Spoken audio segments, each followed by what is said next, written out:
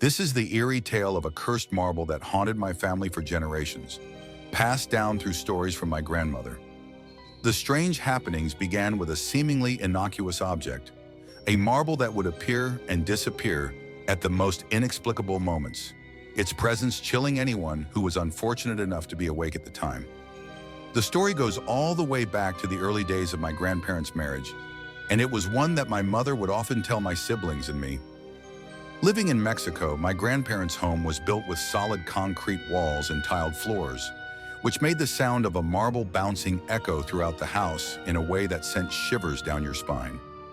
It was a sound so unnerving, yet so captivating, that I would always beg my mom to retell the story, eager to know more. But it wasn't until I turned 15 and went to visit my grandparents in Mexico that I would experience the terrifying mystery for myself. One night I found myself home alone. My older brother, José, had to work a late shift, leaving me alone in the house. It was around 12:15 a.m. when I was lying in bed, just starting to drift off while watching late-night TV. That's when I first heard it, the unmistakable sound of a glass marble bouncing across the tile floor.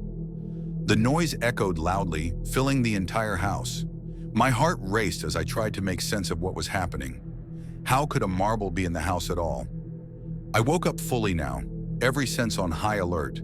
The sound of the marble bouncing came again, even louder this time, and my skin crawled. I sat up in bed, staring into the pitch-black hallway, trying to figure out where the sound was coming from. I waited, frozen in place, my eyes locked on the darkness, convinced I was just imagining things. But then, out of nowhere, the marble bounced again, this time 3 times in quick succession. My heart lurched in my chest, panic seizing me. I sat there, terrified, wondering if I should make a break for the light switch. I hesitated for a moment, but then fear pushed me into action. I jumped out of bed, sprinting for the light switch, and as I flicked it on, I bolted out of the room, not daring to stay another minute in that house. I couldn't bear the thought of being alone with that sound any longer. The next day, I told José what had happened. At first, he didn't believe me. He thought I was just imagining things or being dramatic. But that night, he was in for a shock. Around midnight, he was awoken by the same eerie sound I had heard. He sat up in bed, half dazed, and suddenly saw a dark figure in the doorway.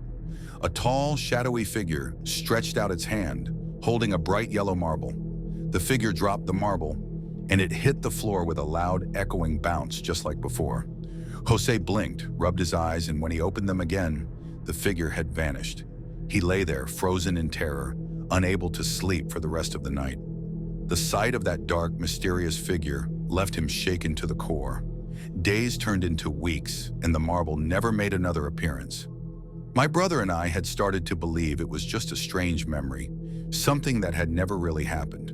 But then weeks later, just as we were finally beginning to fall asleep in peace, we heard it again. That terrible, haunting sound.